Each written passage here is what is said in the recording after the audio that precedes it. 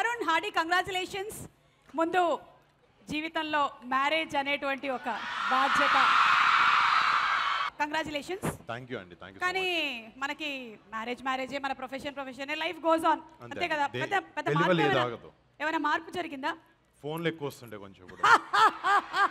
ఎక్కడికి వెళ్తున్నాం అనే క్వశ్చన్లు ఎక్కువ వస్తుంటాయి. బట్ అది లవ్ కాబట్టి పర్లేదు.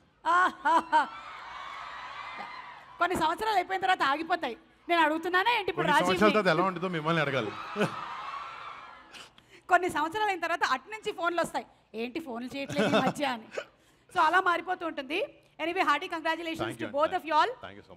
అండ్ అలాగే ఇప్పుడు ఆపరేషన్ వ్యాలంటైన్ అని ఫస్ట్ చూడగానే before seeing the teaser and all అందరూ ఇదేమైనా మళ్ళీ ఒక రొమాంటిక్ లవ్ స్టోరీ అనుకున్నాము. కానీ of course it has romance in it, it has entertainment in it, but equal amount of patriotism, దేశం మీద ఉండేటువంటి ప్రేమ. అంటే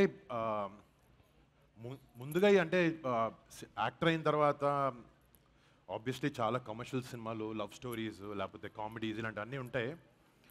బట్ టైం టు టైం మన దేశాన్ని కాపాడే మన సోల్జర్స్ కానీ, మన ఆర్మ్డ్ ఫోర్సెస్ మీద కానీ, మన పక్కన జరిగే, మన దేశంలో జరిగే నిజమైన కథలు, ఇన్సిడెంట్స్ని బేస్ చేసుకుని, లేకపోతే జనాలకి నిజంగా అక్కడ ఏమవుతుంది అనేది మనం కన్వే చేయగలిగే అవకాశం చాలా అరుదుగా కొన్ని సినిమాలను వస్తుంది. And I think February 14th 2019లో పుల్వామా అటాక్ అయిన తర్వాత ఏదైతే స్టోరీ అయితే ఉందో, ఏదైతే సాక్రిఫైజెస్ మన ఎయిర్ ఫోర్స్ చేశారో, మన సిఆర్పిఎఫ్ సోల్జర్స్ చేశారో, ఇది మన అందరికీ ఎంతో కొంత, అంటే నాకు కూడా సినిమా కథ వినకముందు కొంతవరకు పేపర్లో న్యూస్ ఆర్టికల్స్లో చదివింది మాత్రమే, ఒక లెవెల్ ఆఫ్ ఇన్ఫర్మేషన్ నాకు లేకుండేది. కానీ సినిమా కథ వినిన తర్వాత నాకు అనిపించింది ఏంటంటే, ఇలాంటి కథ స్పెషలీ మన యంగ్స్టర్స్కి, మన యూత్కి, మన దేశాన్ని కాపాడే మన సోల్జర్స్ ఏం చేస్తారనేది మీ అందరికీ తెలియాలి. మీ అందరికీ తెలిస్తే మీ ఆబ్వియస్లీ మీకు అందరికీ చాలా గర్వం ఉంటుంది. బట్ ఒక సినిమా అనే మీడియం ద్వారా ఎంటర్టైన్మెంట్, ఆబ్వియస్లీ దీన్ని ఎంటర్టైనింగ్గానే తీసాము. బట్ మీకు ఇలాంటి స్టోరీలు కూడా నిజంగా మీ దగ్గరికి తీసుకురాగలే అదృష్టం ఉండడం నిజంగా అదృష్టంగా ఫీల్ అవుతున్నాను. అది definitely Varun.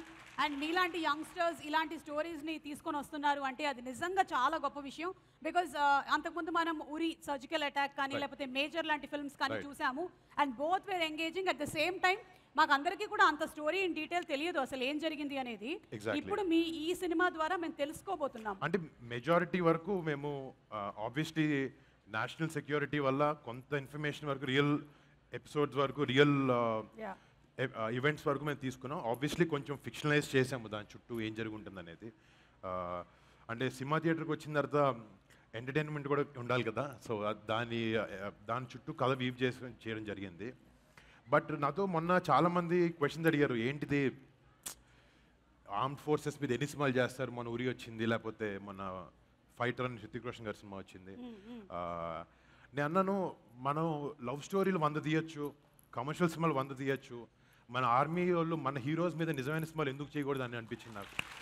And but definitely you know మనకి రోజు మనందరికీ దేశభక్తి ఎక్కడో చోట కార్నర్ ఆఫ్ ఏ హార్ట్స్ డెఫినెట్గా ఉంటుంది. బట్ ఇలాంటివి చూసినప్పుడు అది మళ్ళీ మనకు గుర్తొచ్చి మనకి రివోక్ అవుతుంది అది. అండ్ ఆ ప్రయత్నమే ఈ సినిమా చేయడం, ఈ ఆపరేషన్ వ్యాలంటైన్ అనేది.